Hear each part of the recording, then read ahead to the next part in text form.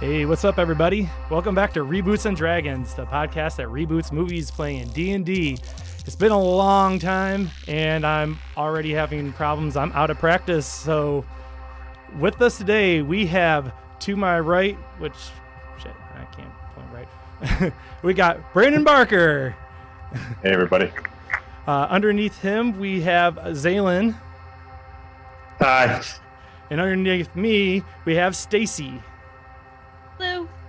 Now, I was going to do this a little bit different, but in me messing around earlier, I might accidentally give it a clue. So I'm going to just jump right off the bat and say, do you guys have an idea what this movie is? Not a clue. No. I missed the hint. Oh. Well, I was hoping it was Masters of the Universe. Can you give me a reason why you think it might be that? Well, I saw a clip of the Dragon Walker commercial featuring a He-Man action figure riding said Dragon Walker. Yeah, so just so you know, when I was setting up everything before we went live, by the way, this is the second attempt at going live. I'm set up for a fantasy football podcast right now, and I'm switching back to D&D caused some problems. So watch Set Your Lineup every Thursday on this exact channel. Available on Something Street Studios. But yeah, I accidentally played a minute of this, a second of this. And Go get him, apparently you know what this is. Dragon Walker, Battle Armor, He-Man, and Skeletor and Merman. I've seen one once or twice, yeah. God damn it. Yeah. But do you own one once or twice? I had one as a child, but I don't have one currently. I have a He-Man, but not a Dragon Walker. So yeah, I am a big fan of canon films, and well, I love bad movies. I've been watching bad movies my whole life, but that's one of the movies that I've kind of always wanted a second chance at, because I feel like they had some good ideas there, but they also abandoned the whole idea of what He-Man was. I don't know. They took some liberties with the source material, yeah. It's also very obvious in canon films way. Do you guys know much about canon films? Oh yeah. Yeah. Yeah. For people who don't know, I'll be the odd one out. Yeah, there's a great documentary on them, and they were very good at selling films and raising money, but they weren't really good at making the films, and they were infamous for running out of budget before they were done with movies, which is very obvious on Masters of the Universe, that somewhere along the way they had great ideas where they're making all these cool set designs and costumes, and then somewhere along the way it was like, wow, that doesn't look as good anymore. Oh, you guys don't have sets anymore. But it's a fun movie. Yeah, William Stout and Mobius both worked on designs for the Masters of the Universe film. There's some amazing concept art, but the movie came along in started production in 1986, right when the Masters of the Universe toy line was being canceled. 87 was the last year that any product hit shelves, and so that they had no money. Mattel didn't want to sink any extra into it because, like I said, the line was dying. So yeah, so we got a movie that was set on Earth.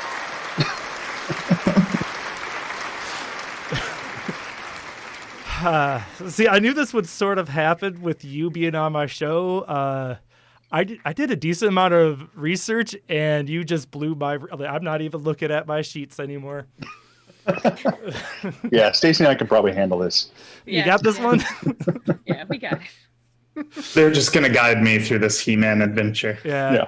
Yeah. So for the viewer at home, Barker is one of my oldest friends, and like if you see all those toys behind him, he loves his toys. But I mean, we were roommates back in the early 2000s when 2002 when they brought back the, and he was so fucking excited when they brought back He-Man. And if you check out, he has his own line. I'm wearing a shirt, the Warlords of Ward. Awesome. Yeah, and thank you for And yours. Yeah, cross promotion. But like when I was wearing D&D. Yeah, D&D, we're promoting everything. And Halloween, because it is almost Halloween. We're doing It is great the on season. T-shirts. Everyone, inspiration point on T-shirts. Drummer's watching. What's up, drummer? Hey, drummer. But yeah, pretty much when I first started doing Reboots and Dragons, I always wanted to get you on, but I had one idea that I wanted to do before this, and then as I started thinking about my world in Reboots and Dragons, more and more I was like, man, this would be really fun to do with Barker, and I switched over. But the movie, tell me if you would have enjoyed doing this. The one I wanted to do from the beginning was Class of Nukem High. Oh my God. Yeah, when you first pitched this to me, I was thinking Trauma initially. I mean, my first thought was always Crippled Masters. Ooh, that'd be good. But yeah, I told these guys the other day, we were kind of having our own little prep session, and I was like, yeah, don't be surprised if in the first 5 minutes of our campaign, one of us gets their arms chopped off and the other gets their legs chopped off, and we have to fight together to take down some crime bosses. But no, I initially was thinking Tromeo and Juliet. Ooh, I don't know how I do that one. I have a good idea for Class of Nukem High, but yeah, it's just because Tromeo and Juliet was something that we had watched several times, I think, back when we were living at the Hole. Yeah. But yeah, Nukem High would be super awesome. So yeah, I'm not going to just make this I love Brandon Barker love fest. Down in And we do love Brandon. Yes, down in this corner we got a guy Zaelin who I've been slowly getting to know with all my technical problems pre here, but I don't really know it very well. So hi Zaelin, thanks for being on the show. Hi, thanks for having me. Long time listener, first time caller. So it's my understanding that you run their game that you guys play currently, or yeah, we are currently playing D&D in space. So it's been a pretty wild campaign. They've just got a giant warship and getting into some space combat. Dogfights aren't a thing you get to run a lot in D&D, so kind of adapting that as we go to try to make that a fun system. So are you using 5e or?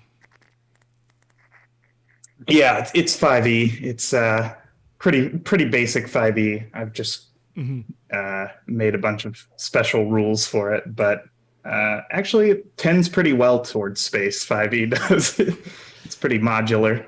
That's awesome. Yeah, I haven't tried that yet, but I do know that there's enough resources from all the other editions that it's not hard getting basic ideas of how not to break the game. But yeah. So you don't know canon films? Have you ever seen this movie or specifically Masters of the Universe or no? I have not. I've watched a fair amount of He-Man, but not since I watched it at my grandma's because the only channel she had was Boomerang. Well, I'm going to borrow from both. I'm using the basic plot of Masters of the Universe, but I'm going to throw in stuff from the whole canon of, Masters of the Universe, hence the Dino Walker or whatever that's called. I was looking through all that stuff, and that thing just looked ridiculous to me, so I wanted to throw it into a D&D game, and I suck at spoiling stuff. Also with us today, we got Stacey. Hi, Stacey.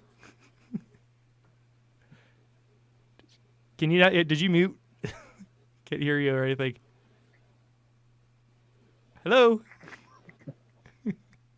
I'm still here. Okay, cool. I couldn't hear you. Not muted. Okay. I wasn't sure if you said something or not. I do know you a little bit better because once Brandon moved out of here, he kept coming back for C2E2 with you and your husband crashed at my house. So, yeah, I'm going to enjoy having you on the show. I'll admit I have not hung out with you as much as Barker, so I'm going to constantly throw to him with stories. But we've had fun going to like Logan Arcade and stuff in the past. So. We have, and there's a running joke for Brandon and me and my husband every time we pass a building in Chicago, because for a while there, every neighborhood we would go through, Brad would ask, "Is this Cody's house?" So every time we pass any building, I'll be like, "Look, there's Cody's house." Well, it's gonna fuck with you because I've moved since then. So, so I understand you have a podcast that you just started being on called Long Box Guys. I do. Yeah, it's a weekly podcast. We try to post it weekly. It's me and 4 guys who have known each other since childhood. I just met all of them about a couple months ago. But yeah, we talk comics, and I have a feature on there every week where I talk about a toy that may or may not be related to the topic. I've been able to pretty much align with most of the topics that I've been on so far, but sometimes I'll throw a random thing in there. So yeah, it's a really fun podcast. And I'm assuming that's available everywhere you can get podcasts, or? It is, yeah. If you just search for the Long Box Guys, and you can also find them on Twitter at the Long Box Guys. Yeah, and I also realized I totally just glossed over my plug for Barker. I mentioned it, but check out all of his stuff too. Warlords of War, it's freaking awesome. I also forgot I have all my toys over there. I was going to have them sitting out here. I'll have that by episode 2. But he makes awesome toys, and a lot of them are very based off of the general style of Masters of the Universe. So check out if you want to. I don't know. You give your own information where you can find you at. Yeah, there's just warlordsofwar.com. War is spelled W-O-R. Warlords and of are the traditional spellings. So check that stuff out, and let's hear about your who you guys got as characters. So I guess since I was already talking to you, you got, I love this name, Baron LeChrysler. Yeah, Baron LeChrysler. And what's that based on? The Chrysler LeBaron. I did not catch that. Oh, okay. I'm just kidding. And so you're a human war cleric? Yes. Human war cleric. That is correct. Like, who's your deity? Who you got? Bane. I was a life cleric. Or Baron, I should say, was a life cleric at one point. But he... so I guess meta question, if we can get into this real quick, is the story that we're doing taking place in Wartorke, or... So part of my character background. So here's a huge spoiler for this story arc. But it's starting out in Eternia, but this is technically, I don't want to spoil too much. This is a prequel to a thing I've been working on for over a year now. called Season 2 of Reboots and Dragons, and Season 2 is going to be a lot different than Season 1. Season 1, I was making it up as we go. Episode 1 was speed, where we were just like, hey guys, I got recording equipment. I have this idea. Just let's just try it out. And we had so many problems but it was fun enough that like, hey, let's give it another try a few months later. And then eventually we kind of got in a rhythm of stuff of what we want the show to be. So now Season 2, I've already picked out every single movie, and each one is a one shot, different people coming in.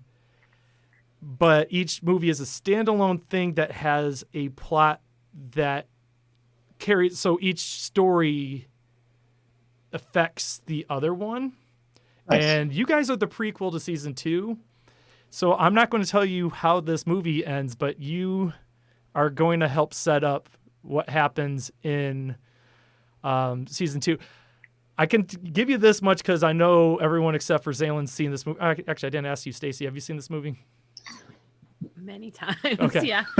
So Our bedroom is Masters of the Universe themed. So as you know, there is a little bit of travel, dimensional travel happening during this. And that's all I'm going to tell you about how it interacts with the already existing world of Wartorki. You have to play to the end to find out. Yeah, but no, you start out in Eternia, and it's my D&D version of Eternia. You can correct me on stuff. I am the DM, so I'll get final say, but you obviously have a better idea. You're probably going to trivia. Actually, at the original Film Nation video, I don't know. I'm going to make mistakes, okay? When we were setting up Stacey in the other room, we almost set her up so that my He-Man collection was her backdrop. So that it would have been really funny if that had been the case, with a giant Castle Grayskull and the entire vintage He-Man collection behind her. Honestly, I don't want to do it now, but that'd be a fun little promo thing in between something like this. Just like, do a little video like, and check this out, because you got an amazing collection. Thanks. I mean, we can see behind both of you. This is both in your house. Those are some of your toys. Yeah. Stacey's got a bunch of Swamp Thing stuff and some Robotech behind her, and this is all Glyos figures behind me. So other toy lines that play well with Warlords of War or use the same joint system, the same peg and socket, so you can swap out parts, mix and match pieces. So, but we're talking about Reboots and Dragons. Mm-hmm. Oh, this is a session 0 though. This is like I like these to be casual. I like to get everyone eased into the process. So, say whatever you want. My character backstory, I was just kind of assuming that we were going to be doing something in Wartorki. I tried not to spoil stuff, and then I did. Yeah, no, it's fine. So I had set up my character so that he was a member originally of the Wartorki Fire Department. He was a paramedic, but he decided to quit the job after a mass casualty incident. Kind of broke his faith, and which was the Terminator episode. Oh, okay. That could have been anything. We've been doing a lot with the fire department and the police department lately. So, hey, with the quarantine episode on top of that, I mean, it could have very easily have been that too. But anyway, So he just went into seclusion, basically at his local bar, and drank himself to a point where he became susceptible to a new deity, and so Bane crept in and kind of took the place of his former deity, Ilmater. So now he kind of reluctantly serves Bane as a war cleric, but he doesn't like to use those magics because they kind of take him into this this dark place, and he feels like he's losing more of his humanity each time he taps into that magic. So is this like a good character that's like getting pulled towards evil, or is it already shifted that you're still good though? You're just getting shifted. Mm-hmm. Okay. Yeah. He's neutral good. Cool. All right, we'll come back to Chrysler or the Baron when we meet everyone, so we can put you guys in the same spot. So, Zaelin, you got a guy named Bullhead Manbody, aka the Minnow. Yes, that's correct. As you may have ascertained from his name, he is a Minotaur. All his friends call him the Minnow because, you guessed it, he's only 5 feet tall. He's very small. I did not have that information. That's awesome. I grew up in the countryside at a nice vineyard with my loving parents, Bullhead Bullbody and Manhead Manbody. Don't think on it too much. They saved enough from growing grapes that they were able to send me to a wizard school in Wartorki. They kicked me out of that wizard school because they said I had something they called psychic powers. I told them I was nobody's psychic, and I left that place and decided to join up with the police academy. Unfortunately, they had that part where you got to climb over a wall, and my diminutive stature was not quite enough to get me over it. So they booted me out of there too. And that's about when I discovered you don't have to have a license to be a private investigator. So I bought a horse, named it Mitsubishi Eclipse, and started trolling around the town, being a private investigator. I'm currently on the case of all my missing coin. Nice. Wow, I like that backstory. You're the second one who maybe I should have said something about not being a Wartorki, but it will work, guys. Just roll with me on this. Yeah, I really like the backstory. I've been getting a lot of private investigators on this show lately, so I guess that's a real easy one to work with as far as a DM. So cool. So Stacey, you got Pippi. Crap, I forgot the rest of it because I didn't write it down. What was the whole name again? Her full name is Pippilotta Burblefizz Gwelaith. She is Pippi for short, because it's a mouthful, especially for a gnome. Big name for a tiny girl. She is a barbarian. She mainly, when she grew up in a house with her dad and her 2 sisters. And as they grew up, it was in a beautiful forest, but they had some monsters attack, and the town needed some help. So she and her sisters helped, and her sisters were a little bit bigger than her, and they picked them to join the fighting guild. They didn't pick her. And she was pretty upset about it. They didn't pick her because she has a very bubbly personality. She loves talking to animals. She has a pet squirrel named Sir Olvon. She has a pony named Fuzzy Lumpkins. She likes, she talks to everybody. So people think that because she's bubbly and small that she's not tough, and she hates that more than anything. And when she learned about barbarians and how rage is a big part of what they do, she decided that was the life for her. So she uses her rage to help people in need, and she's been traveling around just looking for ways that she can be a hero. So just for my own imagining of all this, how tall are you? I'm 3'5". Okay, so we got the tank of the group probably is the 3'5" person. Then we have a magic using small Minotaur. How big is Baron LeChrysler? He's 6'2". Okay, so the biggest person's the human in this. Yeah.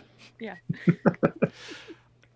I already like you guys as guests. You're good. You got this going. This is going to be a good party. So let's figure out how do you think you guys would know each other? So like you have ex-police department, now private investigator with the ex-fire department. What does he do now for a job? Not fire department now. He already quit, right? Drinks. Huh? Just drinks? Yeah. He mostly spends his days and evenings at the bar that he lives above, and tries to play darts, gamble for money, but often loses on account of he's completely sauced all the time. So these guys actually are regulars at the bar as well, and they swindle me out of a lot of money at darts, but always buy me beer because they feel bad for taking all my dart money. I have a pension from the fire department, so from the attorney of fire department, apparently, not Wartorki. So that's what I live on. Okay, cool. Are you guys fine with that? You guys have anything to add to the lore before we actually get into this thing? Yeah, I said I have a horse, but I didn't have enough money to buy a horse, so I lost my horse gambling. That's going to be an important step here. Okay. Do you know who? Oh, go ahead. Sorry. I was just gonna say I do still have my pony. So. Okay, so theoretically, do you know who has your horse if you try to get that horse back? So funnily enough, I believe it's the same case as my missing coin. I believe in a fit of blackout drunkenness, I lost both of them, but I only remember losing the horse. All right. I kind of like this. This gives me some stuff to work with when we start this out. Cool. I guess then, hold on one second here. So yeah, I guess then, I guess that's where we're going to end this session 0. But when we come back, we are going to actually start this thing, and we're going to see where in the plot line you guys will fit in. But this is going to be Masters of the Universe without He-Man, just so you know that. You guys are going to have some fun. You're going to fight some familiar faces. And awesome. For the people watching at home, we'll be back in, 5-10 minutes.